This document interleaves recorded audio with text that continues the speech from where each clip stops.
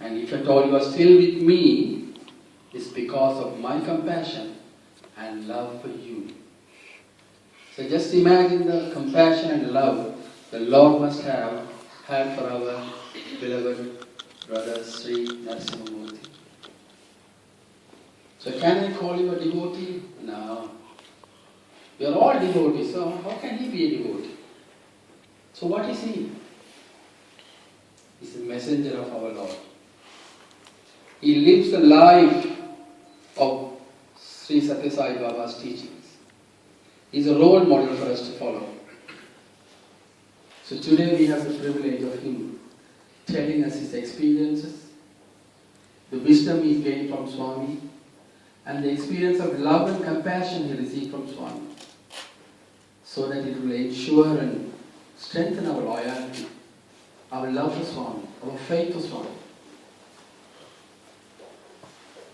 He is very lovingly called Warden Sir, because he had been the warden of the Sri Satya Sai Institute of Higher Education, and subsequently the warden of the Shanti University as well as the Whitefield. And to be a warden of such a beautiful educational institution is nothing but the grace of the Lord and the compassion of the Lord and the guidance of the Lord. So without wasting time, let us listen to him, because he has been also given the privilege of continuing to write the Satyam Sivam Sundaram, which is the biography, the holy biography of our beloved Lord. Initially started by our late Kasturi. Now he has been continuing from volume 5, and he has completed 5, 6 and 7. And having spoken to him today, I understand he is actually working on the final volume, volume 8. And Satyam Sivam Sundaram is actually the Satyam, Sivam and Sundaram of our Lord. So let's hear him today. And at the end of the talk, when he finishes up the talk, we'll also have a short forum of question and answers. I offer my loving pranams at the lotus feet of our most beloved Divine Master, Bhagavan Sri Satya Sai Baba. Respected elders, dear brothers and sisters in the Satya Sai mission. Thank you, Mr. Shalva, for a very generous introduction.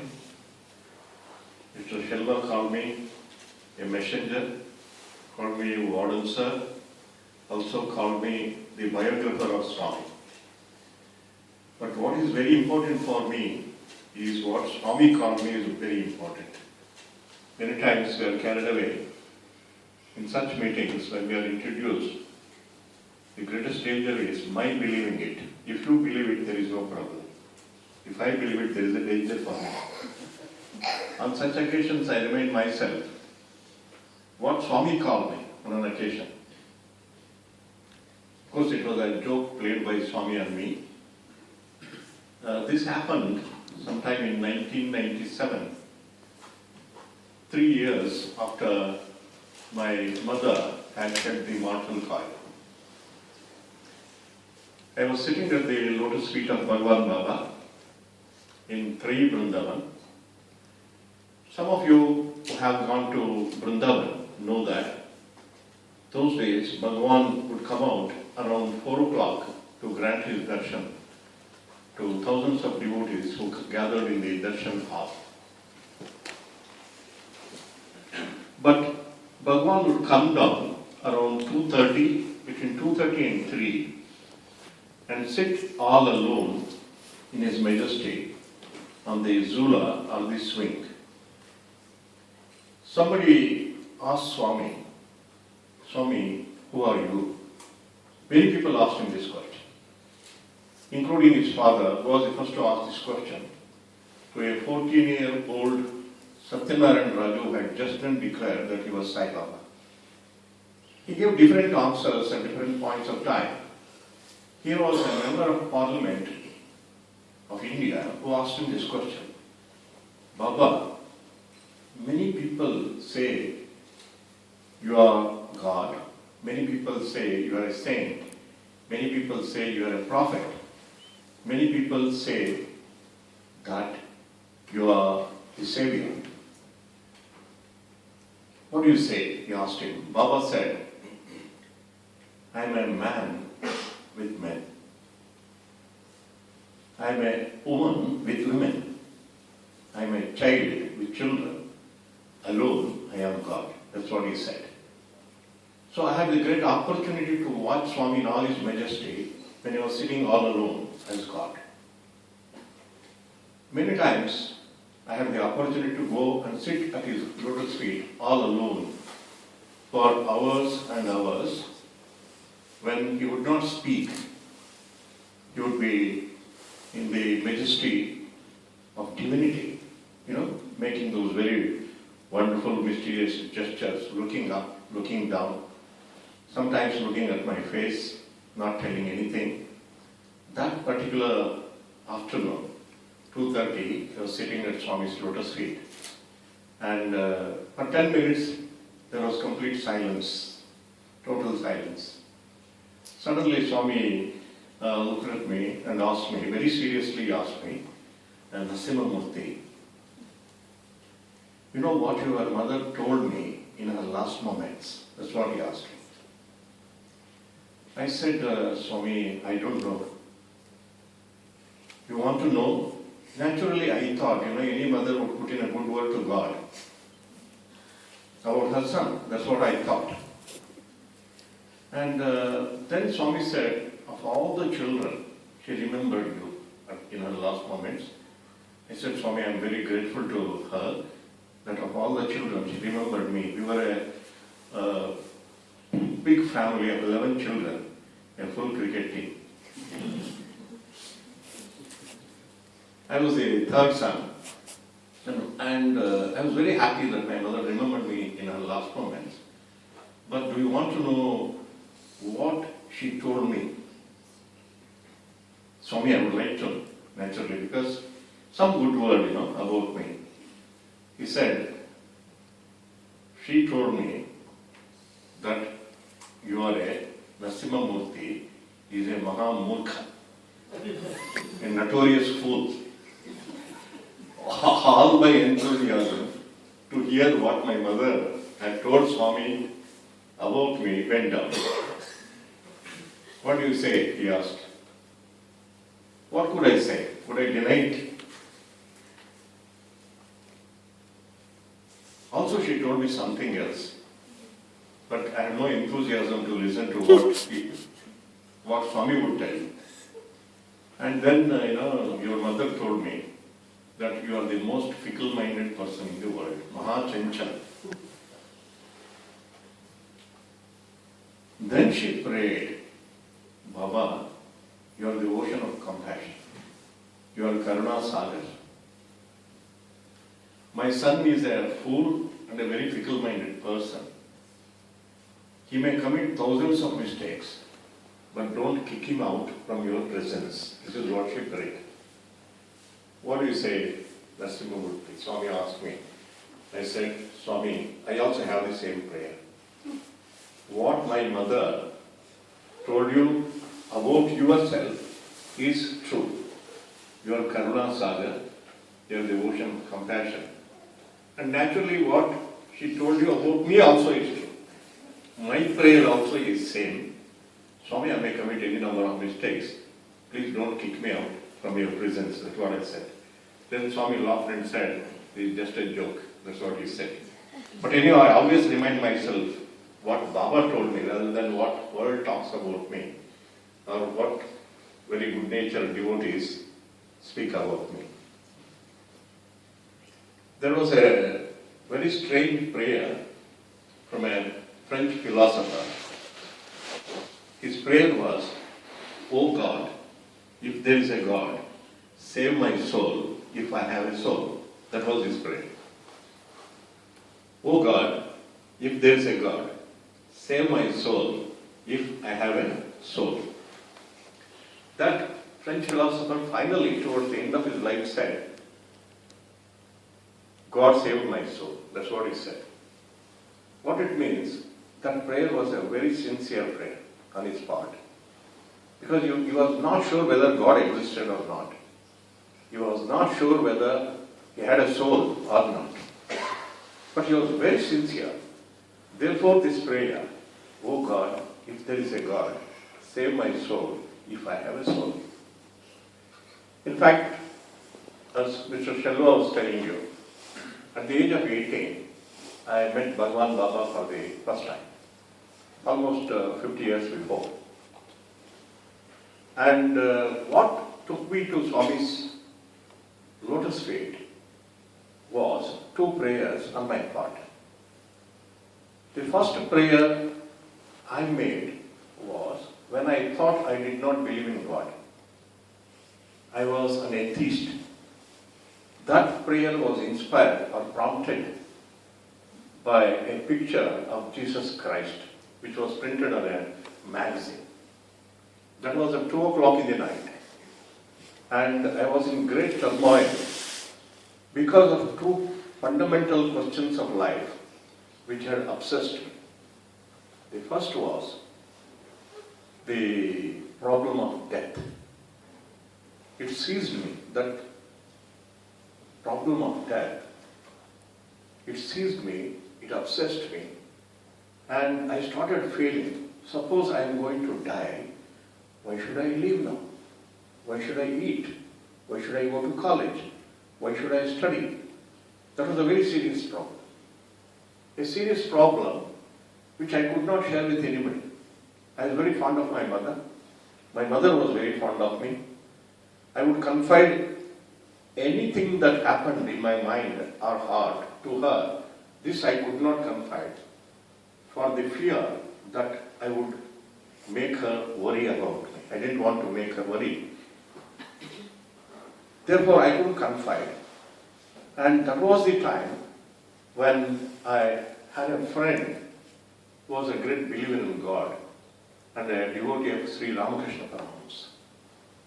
That night, just before I went to bed, we had a very long argument. That friend trying to prove to me the existence of God, and myself arguing, saying there is no God. I was in great turmoil, and finally it happened. I came back to my room.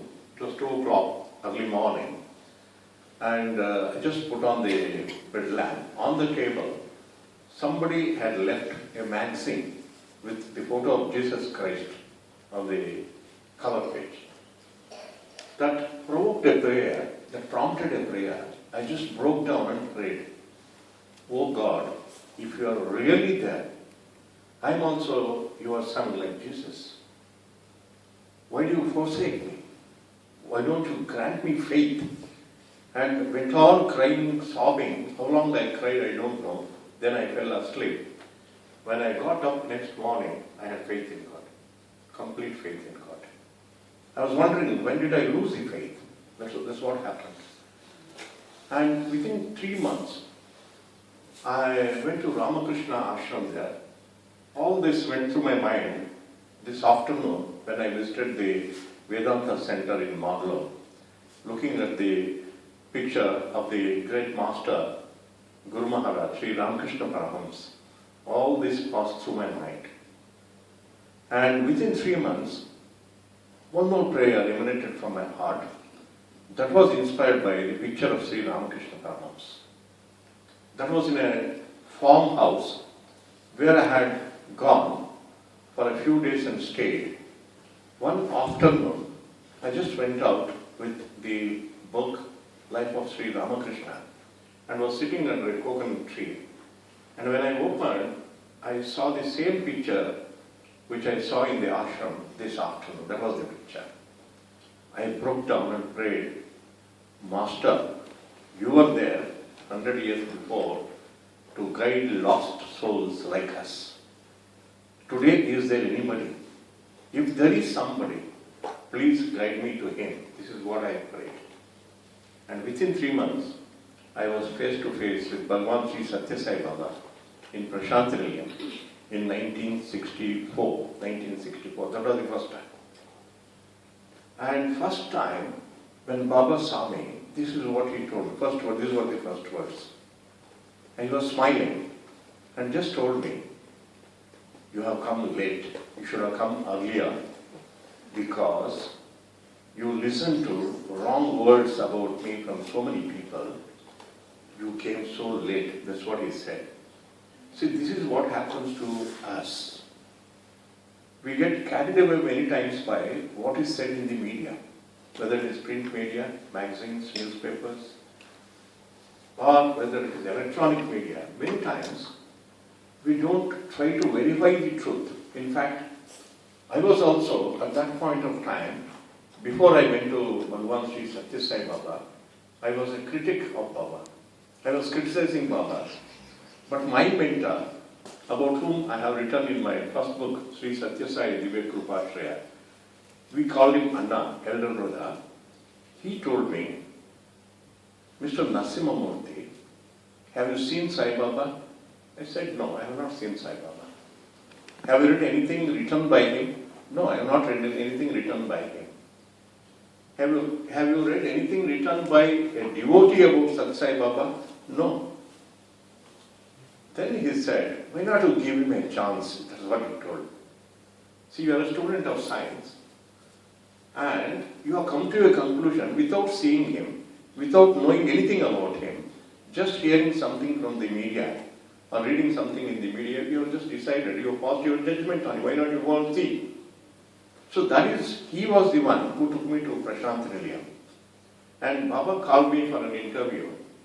And first thing he said was this, should I come early or come late? Don't worry. The second thing he told me was, you are very much worried about your future. Don't worry, your future is safe in my hands. That's what he said.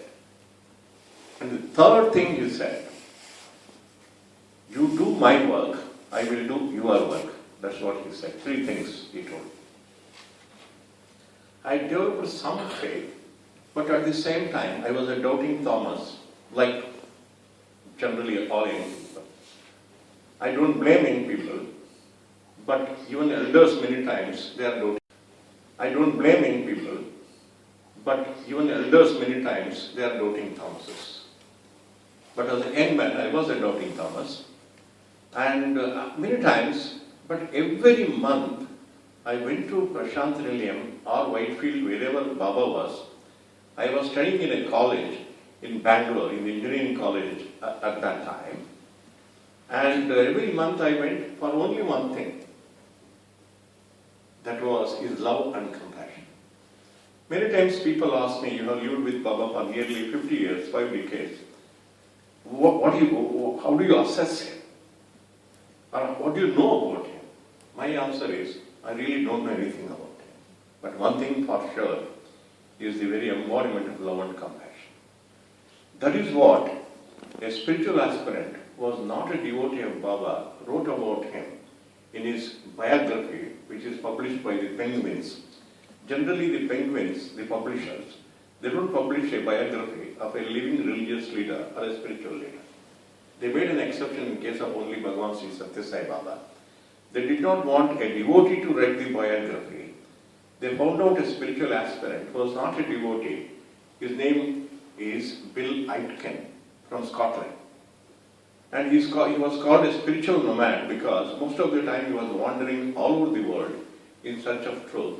Finally he had settled down in India, in the Himalayas. And in the book somewhere he wrote,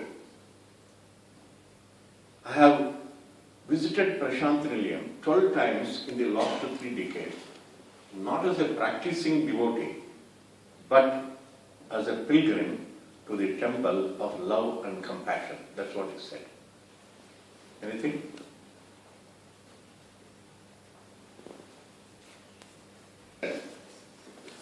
What Sai Baba arouses in me is a feeling so maddeningly beautiful that I am convinced that everyone born in this world would like to experience it. That's what he said. Whatever it is, I was with Baba, who had assured me that. And I had not told my parents, who lived in a nearby town around Bangalore, about my going to Satya Sai Baba. And I was studying in the engineering college. But because of the distraction. It was a kind of distraction for me. I did not focus on my studies. I did not do well in the pre-final examination in the engineering course. All along, by God's grace and by the blessings of my parents, I was a first-class student. I always secured some rank in the top. And first time it happened that I did not secure even a first class. I just got a second class in the pre-final examination of the engineering course. Naturally, my father was very worried. He called me and he said, "What has happened to you, Narasimha Murthy? Now we are coming to the final year. All along you were a brilliant student, getting a very good result. What happened to you?" I just promised, in order to not to disappoint him. See, that is a very important thing for young people. I see a lot of young faces here. One thing is, things start going wrong for young people when they start giving more importance to their friends than their parents. This is what happens.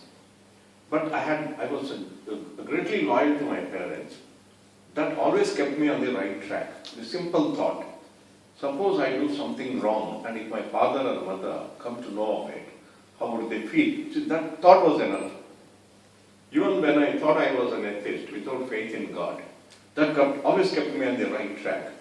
And here also, my father assured him, next year, definitely my name will be in the top list, rank list. That's what I promised. But what happened for 1 year?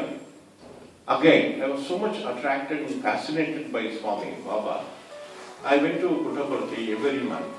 And Baba was very, very kind to talk to me every time I went and guide me only in spiritual matters. He never asked me what you are studying. He always guided me on the spiritual path. And it so happened, final year examination, just 1 month before, I woke up. And I remembered the promise I had made to my father. I would get a rank, but I was very, very irregular to classes because of my obsession with Baba and his teachings. I had missed many classes. I had not studied well. The examination was 1 month away. Then, it occurred to me, I have promised my father I would do something about it. First thing I did was, I sat in front of Baba's picture in my room in the college hostel and prayed to him, "Swami, this is not my examination, this is your examination.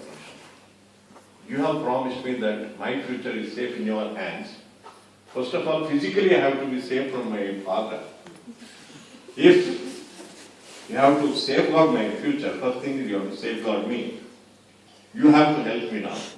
I did my best. It was an annual examination and 16 papers were there. I studied what I could, went to the examination, but no paper I did well. I could not do well.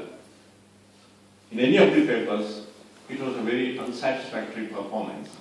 And it so happened that one paper, the drawing, it was a 6 hours paper examination, and I could attempt just 34 marks. What it means, definitely no chance of passing because minimum marks for pass was 35. And I had attempted only 34. I thought, definitely I would fail in the examination. And those days, the results would be announced in the newspapers, local newspapers. And the date when the results would be announced in the newspapers also would be announced a week before. So 2 months passed, there was an announcement. This engineering examination final result would be announced on such and such a day. And previous evening, I was absolutely miserable. Tomorrow, results are going to be announced, and my parents are going to see in the newspaper that I would fail, and they will be miserable. I didn't want to show my face to them. What I did, I straight went to the bus stand and sat in a bus. The bus conductor came and asked me, "Sir, where do you want to go?" I didn't know where that bus was going. I asked him, "Where does it go?" He said a particular town. I said, "I will go there." And there was one of my friends with whom I stayed that night. And then disclosed to him, this is what has happened. I have run away from home. My parents were very worried, naturally very, very anxious. Next morning, he said, "No point in staying here. Let us go to your place. Your parents will be very anxious." and we got down in the bus stand.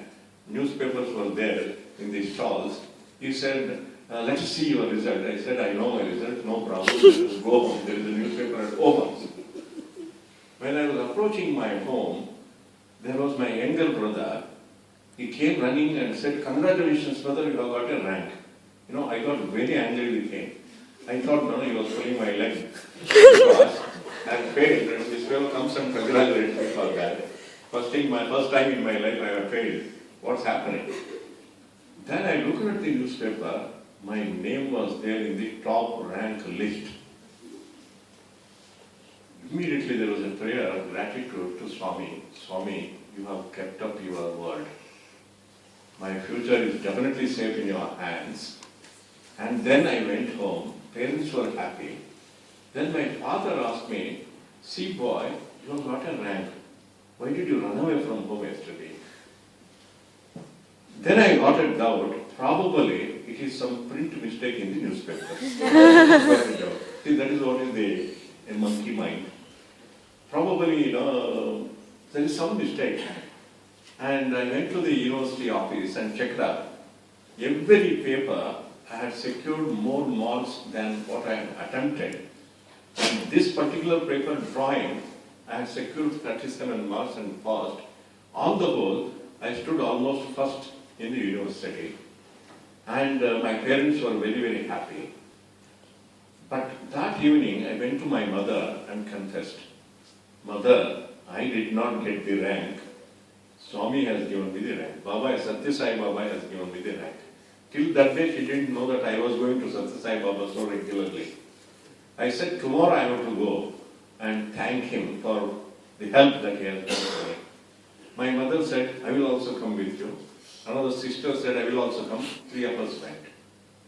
Baba called us inside, and first thing he asked, see, boy, how did you pass in the examination? First thing, how did you pass in the examination? I said, Swami, by your grace, he said. Then he told me, on the day previous to the announcement of results, why did you run away from home? How much anxiety and worry for your parents, why did you do that? I said, Swami, I was afraid I would fail. Then he said, you don't have faith. Then he gave me an assurance. He put his hand on his chest, this Bhagavan Sri Satya Sai Baba. He was at that time just 41 years old. He said, see, this person will never desert anybody who trusts him, who believes in him. At least from now onwards, you have steady faith. That's what Baba said. And after that, all my life, what I did was, I just followed what he asked me to do. Because that clinched complete faith in my heart. And whatever he asked me, I did. Nothing more than that. For the last 50 years, that's what I did. First he sent me to a place, a beautiful place, one of his schools on the Arabian Sea coast, near the city called Mangalore. He sent me there, a place called Alike, and it was Satya Sai Baba was the name of the campus. From there, Baba asked me to move to near Bangalore. We established a new campus, that is Muddenhalli. From there, Baba personally came to Muddenhalli and took me to Puttaparthi. And from Puttaparthi, he moved me to Vrindavan, where I stayed for 23 years. And just before he left the world, on 14th of February 2009, on the Valentine's Day, he came to Muddenhalli for the last time. That was almost the 30th visit of Baba to that particular institution, which is near Bangalore, which is now christened Satya Sai Baba. And there he materialized this ring and put it on my finger on the stage, as 5,000 to 6,000 people were watching, and told me, Sri Narasimha Murthy, now it is time you have to move to Muddenhalli. Now I am moved back to Muddenhalli. I would like to share with you a few experiences in every one of these 4 places. The most striking experiences which are etched in my memory eternally, I would like to share with you. First, coming to this place called Alike. And even before I moved to Alike, Baba had put me as a lecturer or a teacher in an engineering college. And there, it was about 300 miles away from Prashant Nilayam, Baba's place. And there I would be praying to Swami. Swami have thrown me away 300 miles away because earlier I was in Bangalore, just 100 miles. And one day Baba appeared in my dream. That was the first time Baba appeared in my dream.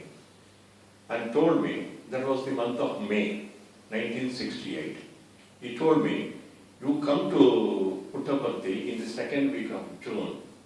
I will talk to you and give you the most important guidance in your life to take the right decision. That's what he told me.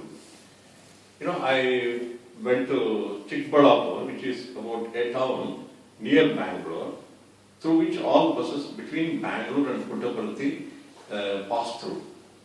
And there I was. I wanted to go to Puttaparthi in the second week of June. I wanted to land there on 8th of June. But I found out that Baba was not in Puttaparthi. Everybody was telling me that Baba would come only in the month of June or July. And no chance, in July he would come there. June he may not come there. But because Baba had told me in my dream, on June 8th I went to Puttaparthi. There was Kasturiji, about whom Mr. Shelva was telling you, the biographer of Baba. And I went and met him. He said, why did you come here? He asked me. I didn't want to tell him, said, Swami told me in a dream. I said, just like that I came. He said, don't waste your time here. Baba is not going to come here till July. But I stayed on. I just wanted to stay till June 8th to June 14th. I just wanted to stay there. And this happened. On 10th of June, Baba came to Puttaparthi. On 11th of June, he spoke to me and gave me the most important guidance in my life. And 12th, he left Puttaparthi and went back to Brisbane. And I went and met Kasturi after that. Kasturi told me, yeah, you are a very lucky fellow, you are very fortunate. It looks as though Baba came just for your sake. Then I wanted, why? It looks as though Baba came just for your sake. Then I wanted, why did Baba come here? He said, this is what Baba said, it puzzles me. He said he wanted to take a few saris from Puttaparthi to Vrindavan for distribution to lady devotees there. That's why he came, that's what he said. Whatever it is, he gave me the important guidance. I went to Alike as per Swami's guidance after that. And I stayed there. The most important guidance that he gave me in my life was, see, I was a very young boy.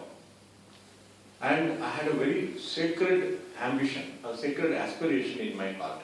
In fact, Baba had told me in one of those interviews, much before, maybe second or third interview, Swami had told me, you want to lead a sacred life and attainment fulfillment in your life, but your parents have different ideas. Don't worry, I will change their mind. He did all that. He also had told me that I will take you nearer and nearer and grant you the good fortune of service to Swami. That's what he had told me. Even that he has fulfilled. And when I went to Alike, the guidance that he gave, I required at that point of time. I had decided that I would offer all my life to Swami without getting into a family life. But I had no courage. I wondered whether I had the willpower required to do that. That was the guidance Baba gave me on 11th of June 1968, told me, I know what is happening in your mind, but don't worry, Bhagwan's guidance is there all the time, His grace is there, you can jump onto this path. At this point of time, I would like to quote to you what Saint Francis said. He was known to be a great saint even during his own times. When one of his friends came and asked me, you are a man of God, tell me what is the path to God, what is the way to God? He said, there is no road to God, there is no way to God. God is an abyss. If you have courage, just jump. That's what he said. God is an abyss. If you have got courage, you just jump. I jumped because into this life, because Bhagavan gave me that assurance that He would guide me, He would lead me by the hand, and I took up that life. And the first experience of assurance that He gave me because these days, people ask me a question, that Bhagwan Baba physically is no more in the world. Now, what do we do now? To all of them, I tell them, earlier, darshan was meditation. Now meditation is darshan. See, earlier you went to Puttaparthi, Baba was there. You would go with your family, you would go in a big group or a small group and have his darshan. And you would reap the benefit of all meditation.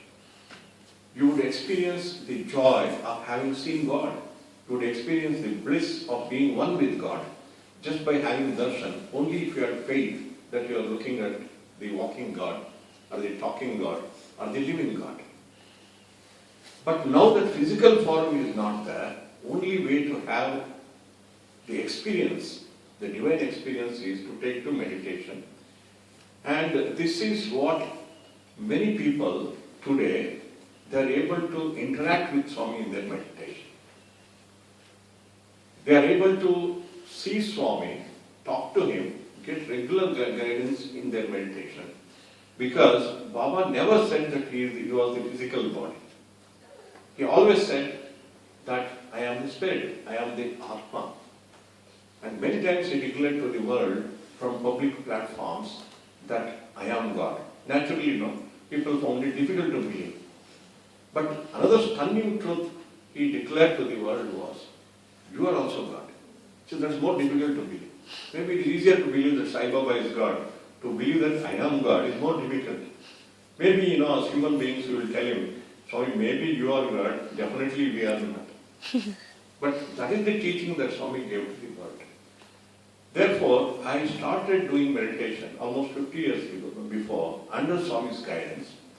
And in Alike, he gave me an experience which kept me on this path of meditation. That experience I would like to narrate. One day, I just went up a small hillock nearby that place. From that place, you could see the wonderful sunset.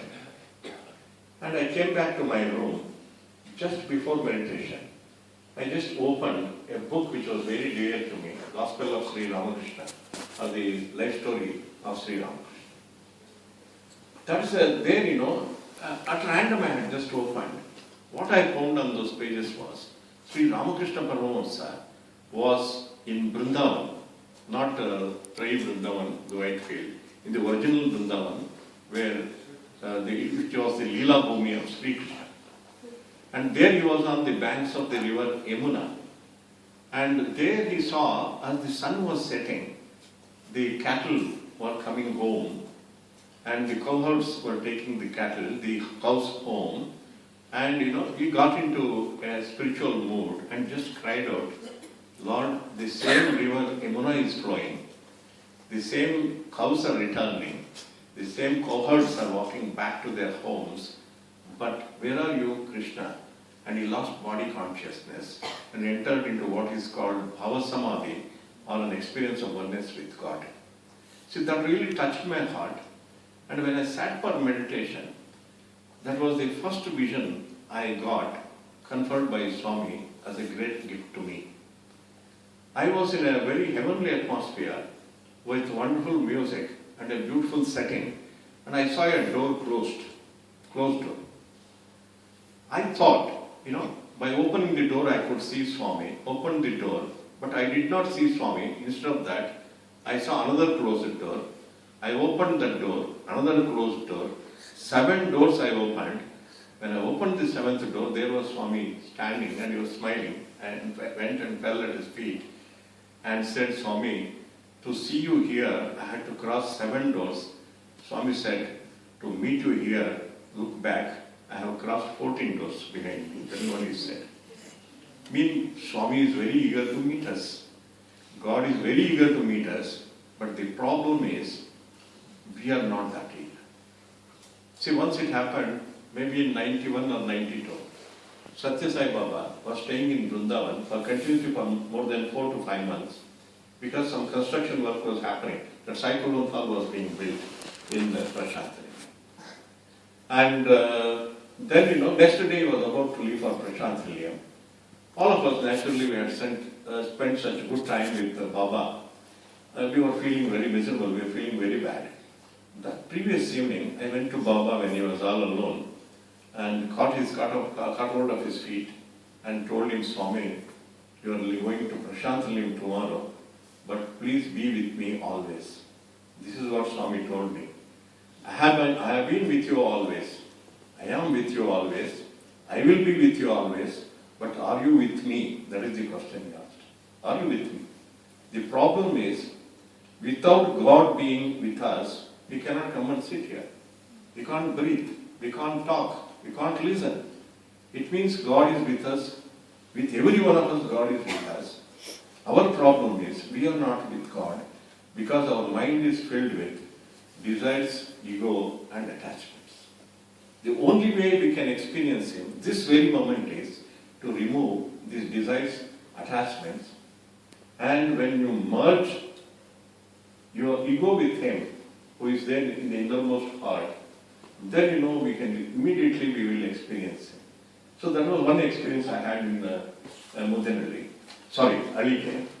And then coming back to Mudyanvelli, where I moved, I had a tremendous experience of Swami coming to my room when I was slightly sick, really not very sick. It was a great experience that Swami conferred upon me. It was in 1982, during summer, when all the students had gone home for vacations. And we teachers were there, and we were playing a volleyball match with a team of teachers in the neighboring school.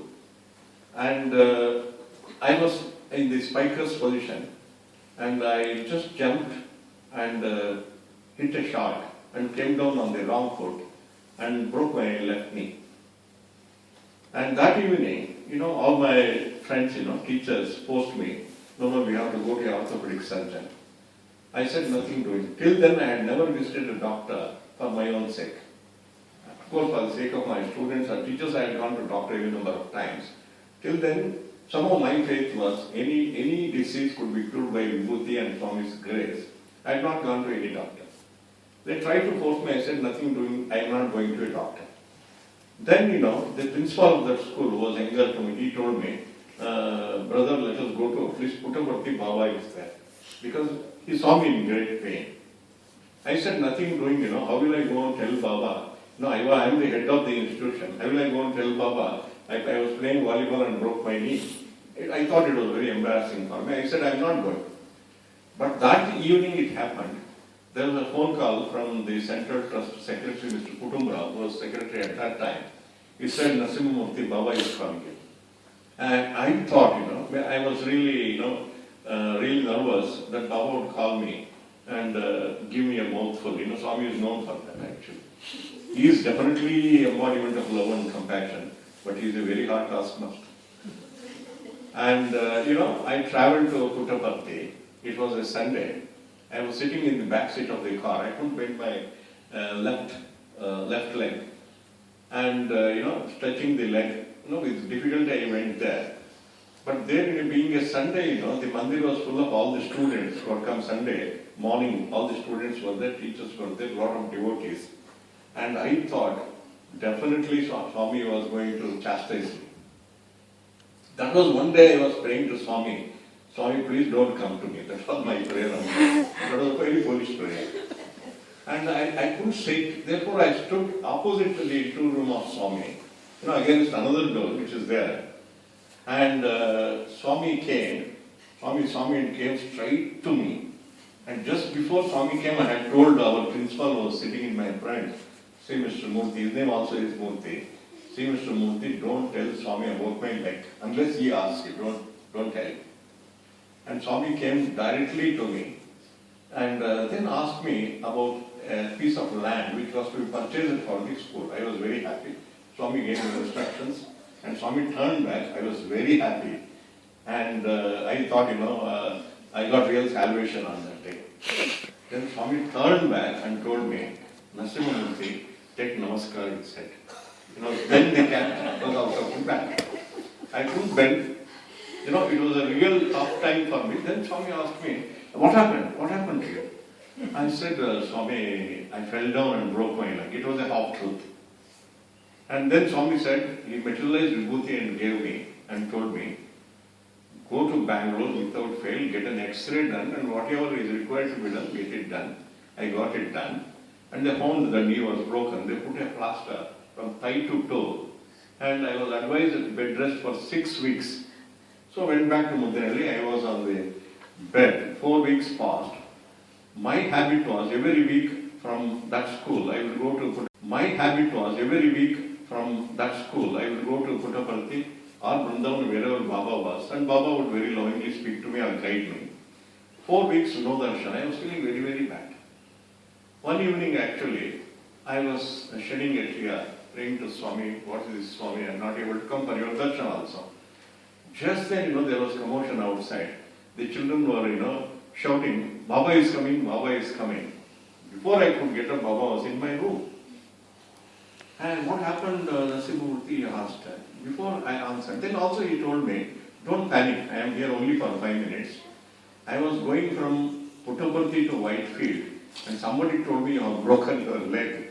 That's why I have come here, I will be here only for 5 minutes, don't bother. And then I was praying to Swami that he should not ask me how it happened. But before Swami asked me that question, there was Dr. Bhagavantam, the scientist who was translating Swami's discourses at that time. He asked me, Mr. Narasimha Murthy, how did it happen? Even before I opened my mouth, Swami answered the question. Swami told him, no, this Narasimha Murthy is very careful, he has got a motorcycle. And he was driving the motorcycle very slowly in the Chikballapur town. But somebody, a scooter rider came and hit him and he fell down, that's why it happened. I thanked Swami and Swami went away. And all the time I was thinking that Swami really did not know that I had broken my leg playing a volleyball match. And after another 2 weeks, I went to the doctor, they removed the plaster, it was all right. And I went to Vrindavan because Baba was there at that time. When I went there, then Baba called me and told me, Narasimha Murthy, you are still a young kid. Play volleyball, break your leg. That's what I said. Play volleyball, play cricket, play ball badminton, and break your leg. That's what he told me. This one, experience, which sticks to my mind whenever I think of Mudinalli. Then I went to Prashant Nilayam. See, many times people have asked me, sir, you have been with Swami for so many decades. What is the most wonderful miracle that you have witnessed? So that is the resurrection of a student who was dead. When I was warden in Prashant Nilayam.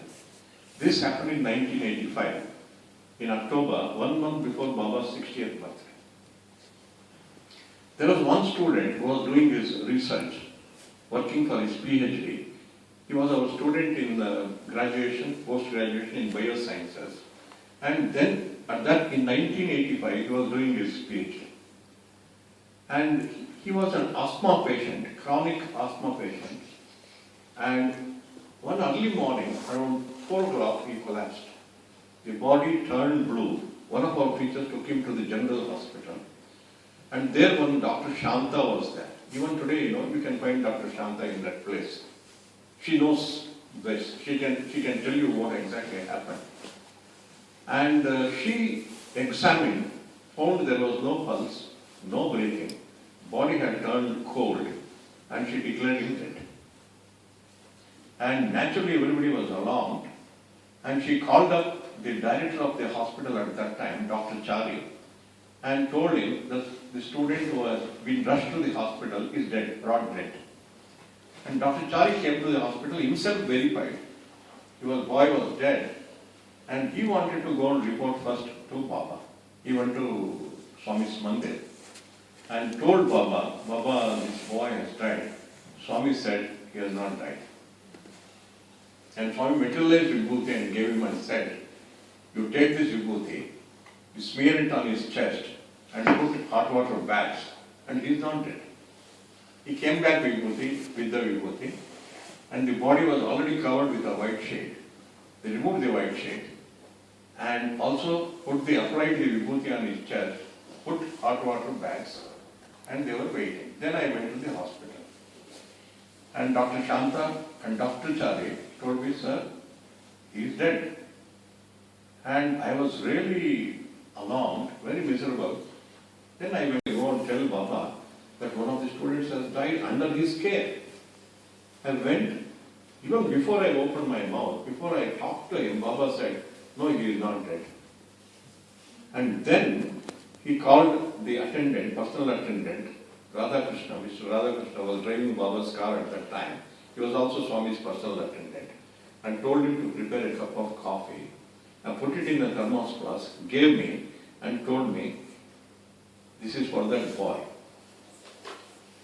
Boy whom everybody had declared dead went to the hospital and everybody was wondering what for this coffee. And I went and told Dr. Shanta, Baba has given this coffee. And she was puzzled and perplexed and we didn't know what to do. The body was again covered with a white sheet. Only a toe was protruding outside. And then, we just, both of us started chanting, Sai Ram, Sai Ram, Sai Ram. 9 to 10 minutes, the boy's toe started moving. We were dancing with joy and opened the sheet which was covering his face and slowly he started breathing. And she then started checking up the blood pressure. And everything was happening, the life was reviving in that body. And I said, Narayan Sharma, that was the name of that boy, I shouted. Naturally, he tried to respond, but he could not. Then I told him, see, Baba has sent coffee for you. And, slowly, spoon after spoon, we fed that coffee. This is what, happened in Prashantilayam. Just then, Baba came to the hospital. When he came, he looked at the boy and he was laughing and saying, hey, Narayan Sharma, everybody is saying that you are dead, you are still alive. That's what Baba is telling. And then Baba came. When he heard Baba's voice, the boy slowly opened his eyes. Baba went up to him, patted on his head, and materialized a brown chocolate and put it in his mouth. And then Baba asked the question to the doctors there, Dr. Shanta and Dr. Chari. See, he is alive. Why did you declare him dead? Swami, no breathing, no pulse, no temperature, body was cold. According to our medical science, he was dead. That's why we declared him dead. Then how did he come alive? Baba is asking. Dr. Shanta said, Swami, you are God. You can do anything. Do you have that faith? Yes, Swami, no, I have that faith. That's what she said. By that time, morning around 6:30, and the dawn, about 100 students from hostel had gathered there because they heard that their friend was dead. All of them were there outside. Baba saw through the window curtains and told Narasimha Murthy, go and announce to them what has happened here. I went and announced, and boys, rejoiced. So this is one experience from Prashantilayam. One more experience from Vrindavan, then I will close. And if you have got any questions, you can definitely ask. Vrindavan, I was there for 22 years. There were a lot of experiences which really come up in my memories. Only one I want to tell you. See, this is a thing which is relevant for all people everywhere. Today you find, any country you go, any society, there is a serious problem.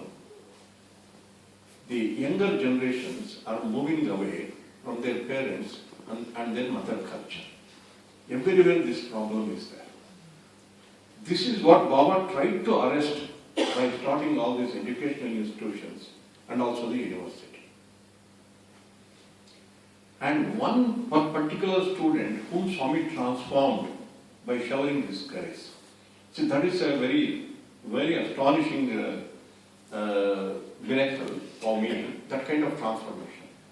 This boy was admitted to our college in Vrindavan, and Baba was in Vrindavan in June. June 1st, the new students, about 100 students, came to the hostel. Generally, while selecting the students for the university, we screen very, very intensely. And we will take up boys, those whom we can mold. See, these days, college boys, it is not just academics, their family background, culture.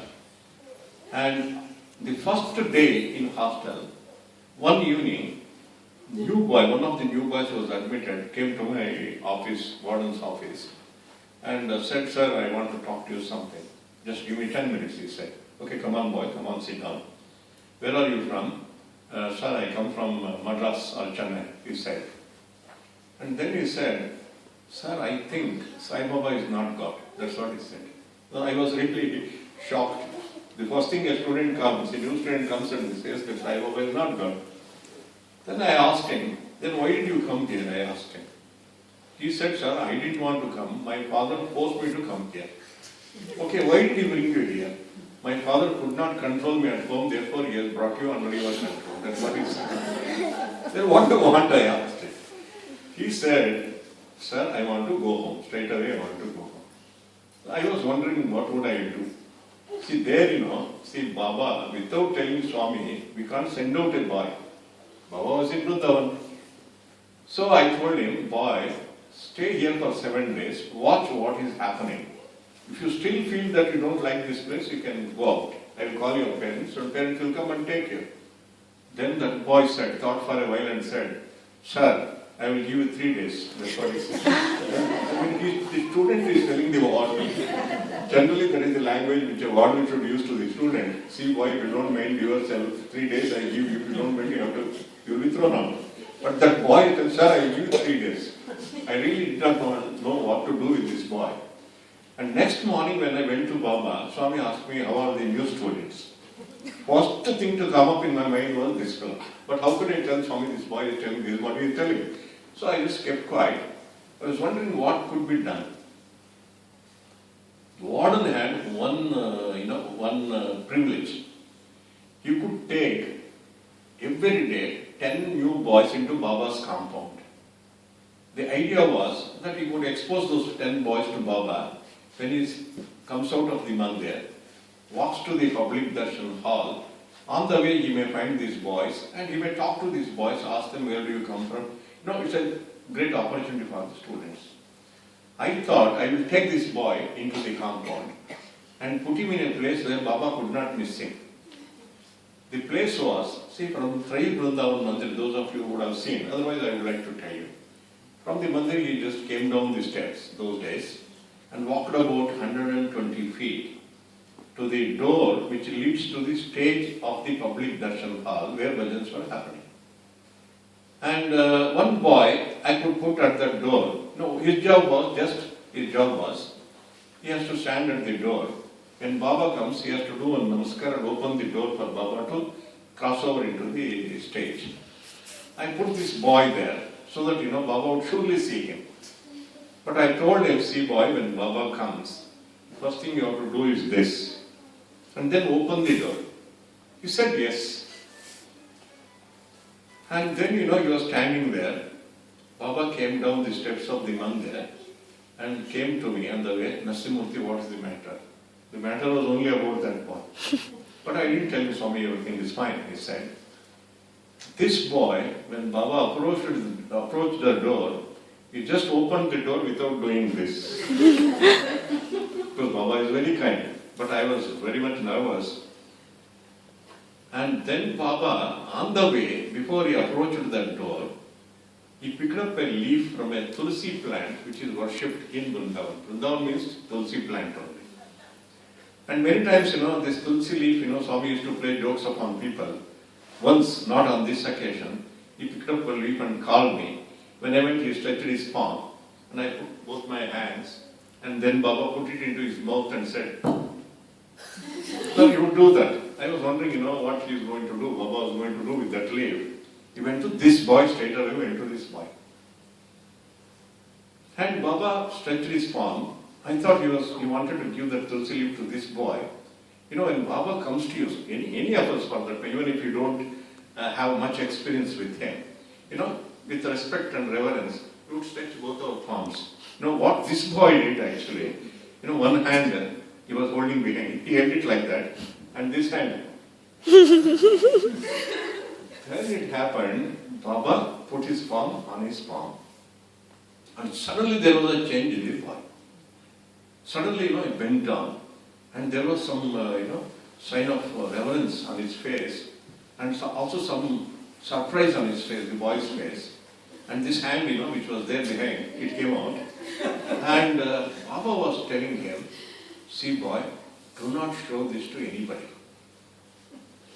there is your date of birth etched on it. That's what Baba was telling. I just went near. He was telling, don't show it to anybody. I just went and prayed to Swami, Swami, I would like to see it. Baba, out of kindness, just lifted the palm. I saw a gold coin in place of the tulsi leaf. Then I understood what had made that boy, really, really which actually mended him at that point of time. Then Swami told him, keep it safe with you and go for darshan and come back. That boy, opened his kerchief, 8 folds, he put into the, 8th fold of the handkerchief, put it in his front pocket, and all the time when bhajan was going on, he was just holding his hand like this. And then it happened, after the arati, Baba came back, asked him, do you have that? Yes, Swami, I have. And opened. And when he opened it, there was no gold coin, there was tulsi leaf. Swami asked him what happened. He said, Swami, Baba, I don't know. Then Baba asked him to open his mouth and put that leaf into his mouth. And the boy was very disappointed. He thought he got a gold coin from Baba. Most importantly, it is not gold coin. Baba had planted the seed of golden faith in his heart. That was what was important. But for the boy, gold coin also was important. And then, Baba just was walking. Then he came to me and said, what is the matter? I said, poor thing, Swami, that boy, I said. What happened? Swami, that boy, gold coin, I said. Baba told me, you go, wave your hand and give the gold coin. Then I told Swami, if I had that capacity, I wouldn't be here. Then Baba looked at that boy, called him, and materialized again the same gold coin and gave it to him. He was very happy. And then told him, don't show it to anybody. But that boy is looking at me, whether again he will come and see. I said, I am not going to see it, you take it. After 3 days, this boy came to me. Sir, something happened during darshan time. What happened? During darshan time. What happened? I want to show you that. I don't think it is gold coin. I told, no sir, it is gold coin. Then I told him, don't show it. No, Baba has asked me to show it to you, sir. In the darshan, public darshan, when we were all inside, Baba went to him, asked for the gold coin. And he gave the gold coin to Baba's hand. Baba blew on it only once. It became double size. Second time he blew on it, it became still the next double size. And third time it became so big. And his date of birth was etched on it. And then, Baba told him to go and show it to Warden, that's how we had come. See, that is what Baba did with the young people. See, where there was no faith, he planted the seed of faith. Where there was absolutely no control of mind or control of senses, Baba taught them how to discipline the mind. That is how we molded the character of students. And today, thousands of students all over the world are a testimony that miracle of transformation of the human heart, wherein the students stand in the first line. See, that's the thing. And now finally, I will wind up with one incident which happened in Kodaikanal, with Baba I stayed for many, many days during his Kodaikanal trips. And this is when Baba had announced that Baba would start a super specialty hospital in the Prashant area. That was on the 65th birthday, 1990, November 22nd. November 23rd, Baba announced that he was going to found a super specialty hospital where all surgeries, including the heart surgeries and the kidney or the brain surgeries, would be free. And Baba made the announcement and also said that by next November 22nd, this hospital would be inaugurated. And that is after that, that was in November. Next May, Baba went to Kodaikanal as usual with a few boys and some of us. And there was Colonel Jogarao, who was in charge of construction of this super specialty hospital building. It was already month of May. The building had not come up. And the real reason was, and many times people say Sai Baba could do it because he had a lot of money. But in fact, the truth was that there was not enough money to construct the building. That's why the building could not be started also. That was the month of May, and November it has to be inaugurated. The responsibility was given to this Colonel Jogara, who was an engineer by profession. And in Kodaikanal, Colonel Jogarao and myself were the roommates. One night around 2 o'clock, 2 a.m., 2 in the morning, I woke up and found Jogarao sitting on his bed, with his head on his hands, and naturally he was worried. I asked him, sir, do you have any headache? No, this is a different kind of headache. Baba has given me this headache. What is your headache, sir? He said, November we have to inaugurate the hospital. Now it is already the month of May. The building has not yet come up from the ground level, and we don't have many. I don't know what is going to happen. That's what he said. Next morning, when we were having breakfast, Baba finished his breakfast very quickly. In Kodaikanal, he would eat with all the 30, 40, 50 students and devotees and teachers. And he came to Colonel Jogara. We were sitting opposite on a table. He asked Jogara, you didn't have sleep yesterday night? Yes, Swami, you know what it is. Then Baba told him, I have given word to the world that I am going to start the super specialty hospital on 2nd November. Why are you worrying about it? He said, Swami, we have to keep up your word. Then Swami said this thing, forget that I am divine. Anybody takes up with completely selfless intention any project to serve the society, to help people, it is bound to happen. All the money required and the men required would come there and it would happen. And that's what finally happened. And 22nd November, that majestic building was inaugurated by the Prime Minister of India, and the first surgery was performed. So these are some of the memories which come up in my mind when I was asked to speak about my experiences. So I wanted to look about the Himalayas and Baba was telling me. Share that with us? Okay. Is there enough time for all of you? I don't know. It's okay? Our principal was there, was quite younger to me. When I was in Mudenhalli, this happened actually. Yes. He was also an aspirant, among the teachers. He was also a person wedded to a life of sacrifice and renunciation and dedication to Swami's mission. He was at that time maybe 36, I was 32. He came up to me and told me, brother, I want to give up this principal's job and I want to go to Himalayas. I asked him, why do you want to go to Himalayas? He said, brother, this job is coming between me and Swami, and I am not able to do the spiritual practices required to realize God. Therefore, I want to go to Himalayas and do the penance. I tried to convince him. I told him, see, Baba has given you this wonderful opportunity to serve him. Why do you want to go? He said, no, I want to go. Then I said, see, this job was given to you by Baba and not by me. Let us go to Baba. And we went to Baba. Baba was in Vrindavan at that time. And Swami walked out of the mandir, coming to the gates. We were standing at the gates. This principal started telling me, brother, now I am feeling very nervous how to tell this to Swami. You only tell him. I told him, see boy, between God and devotees, there is no middleman. I am not a broker. You only have to tell. And Baba came by that time and asked our principal, see, you want to go to Himalayas? Baba asked him. He said, very peevishly, he said, yes, Swami, I want to go to Himalayas. Why do you want to go to Himalayas? He said, so to attain Swami. That's what to attain Swami. Swami said, Swami is here and you want to go to Himalayas. And look down, see what is there on my foot. And on Swami's foot, there was a thread from Swami's robe which was taking there. He looked at it and said, Swami, there is the thread from Swami's robe. Look outside, he said. What is there? Swami, that we call it Sairam shed. And who are sitting under that? Devotees. How many are there?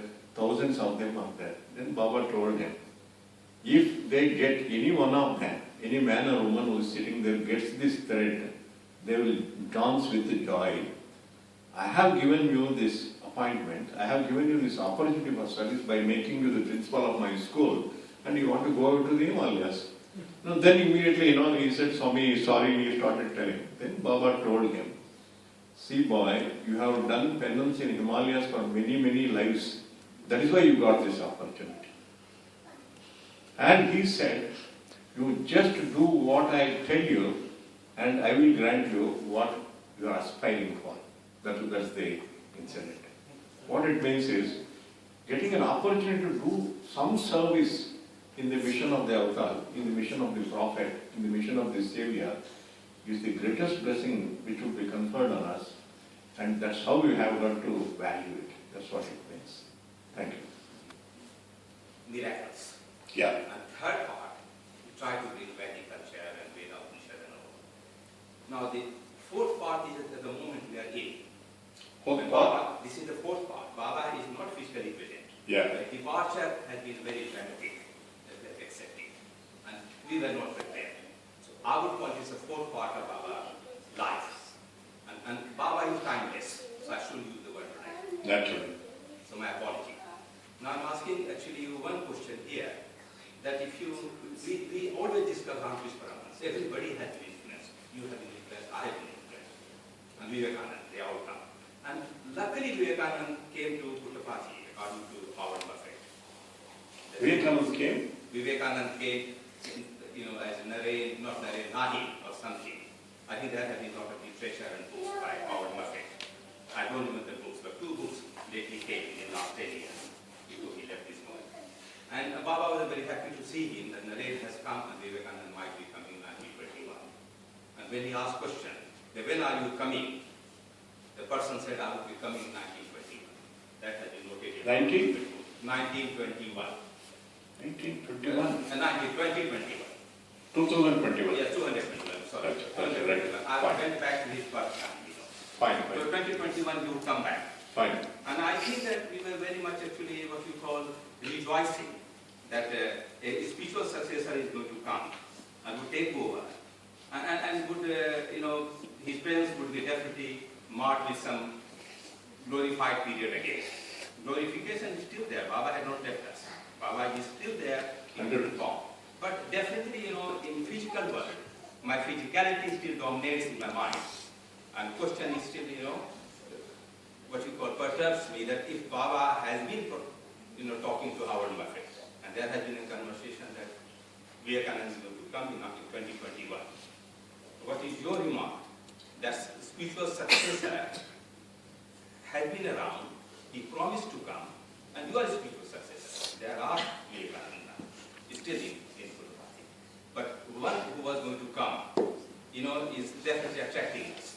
So what is your comment that what conversation took place between Howard and Actually, I would like to tell you, this is not a very authentic thing actually. There is no authenticity to that.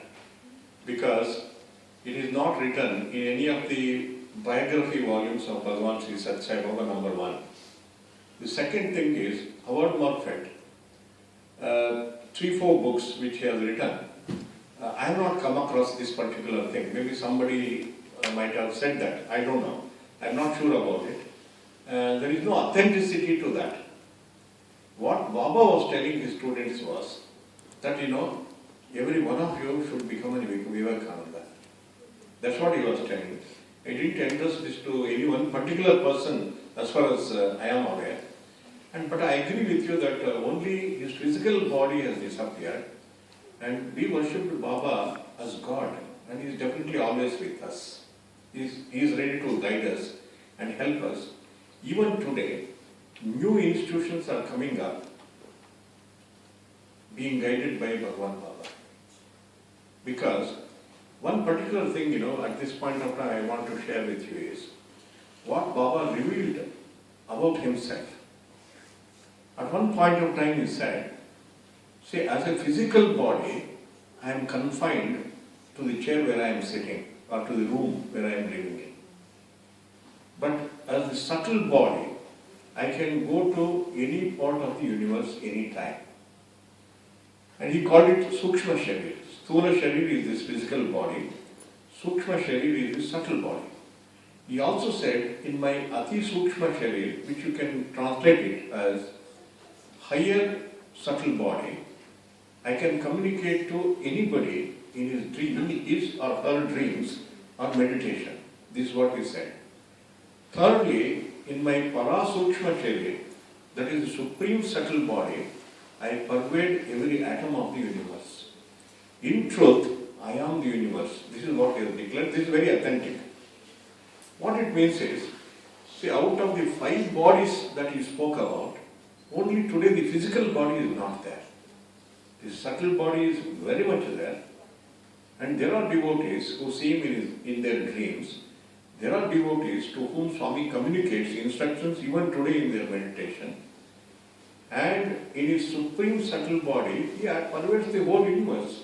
In fact, the whole universe is himself. Therefore, only what is missing is, only the physical body is missing. Like, today, when we suppose we worship Jesus Christ, say, we believe that he is still there, but physical body is not there.